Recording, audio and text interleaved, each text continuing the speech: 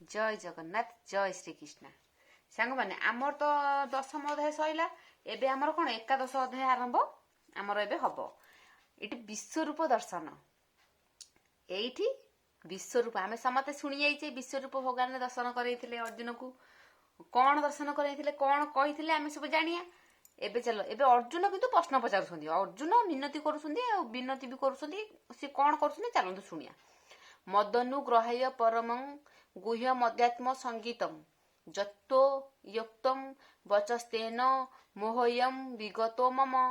अर्जुन कहले हे सखा अध्यात्म गुप्त कथा मान जहा कहले एथिरे मोर मोह दूर हैला। विश्वरूप दर्शन अर्जुन उवाच तदंते कहले अर्जुन हे सखा कह एबे पुण अध्यात्म गुप्त कथा मान मोते जा कहले आपण तोर वचने मोह मोर दूर होइला दामोदर। अर्जुन कहले तुमे जो कथा मते कहल मु ताको विश्वास करूची जो गुप्त कथा सब भगवान कही कही आइले से तांको कथा को विश्वास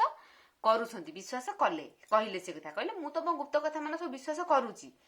एथिरे मोर मोह दूर होला जो ताकर मोहटा थला माने अर्जुनकर जो मोहटा थला जे मो परिवार लोक मु युद्ध करिवि नै नाई से माने को मार देले मोर पाप हबो ताकर से मोहटा दूर होई गेला बोली से कहले हे कमलपत्र नेत्र तो ठारू भूतगण जन्म लभंती तोर महात्म्य अव्यक्त एहा मु जानिली हे परमेश्वर तोर जे विश्वव्यापी ऐश्वरिक रूप अनुग्रह करी मते देखाओ। अर्जुन ये कहले से जानीगले ना सब सृष्टि सबू तांकरी भितरू जात सी सबुठी अच्छा से देखिए कहले जे तुम जो विश्वरूपटा अच्छे मत से तुम देखाओ तुम ये सिना श्रीकृष्ण होकरी सिना एटिके आईच कौन लीला करने किंतु तुमर जो विश्वरूपटा से मत तुम दर्शन कराओ बोली कहले तापर भगवान देखा देवे आहे कमलपत्र नेत्र होइला एबे मो प्रतीत तुम्भर ठारू भूत गण लभंती जन्म मरण अव्यक्त महात्म्य तो पुणी भल रूपरे मुहि जानी हे नर तम परमेश तुम्भ विषय रे विशेष